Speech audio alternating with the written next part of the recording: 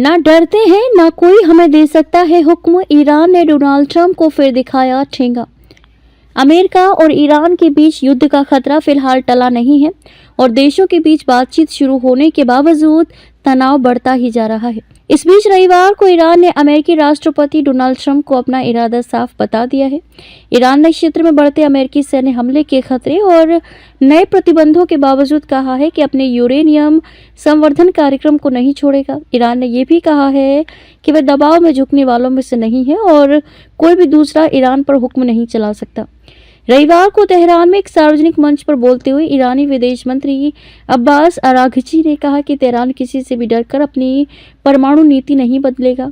अंतर्राष्ट्रीय मीडिया की मौजूदगी में दर्शकों को संबोधित करते हुए अराघची ने स्पष्ट किया कि यूरेनियम संवर्धन अभी भी तेहरान के लिए एक गैर समझौता योग्य मुद्दा है।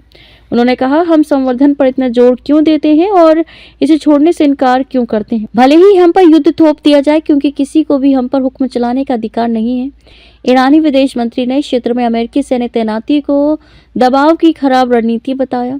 अराघची ने कहा, क्षेत्र में उनकी सैन्य तैनाती हमें डराती नहीं है। उन्होंने कहा कि ईरान को अमेरिका पर बिल्कुल भरोसा नहीं है। ईरानी विदेश मंत्री ने कहा कि कुछ ऐसे संकेत मिले हैं जो बताते हैं कि अमेरिका गंभीर है, जबकि अन्य ऐसे संकेत भी देखे गए हैं जो इसे गलत साबित करते हैं। उन्होंने जोर देकर कहा कि ईरान के खिलाफ प्रतिबंधों का जारी रहना और पश्चिम एशिया क्षेत्र में कुछ सैन्य गतिविधियां अमेरिका की गंभीरता और तत्परता पर संदेह पैदा करती हैं।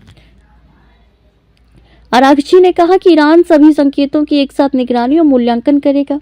उन्होंने इस बात पर जोर दिया कि अमेरिका के साथ अप्रत्यक्ष बातचीत समझौता करने में कोई बाधा नहीं है।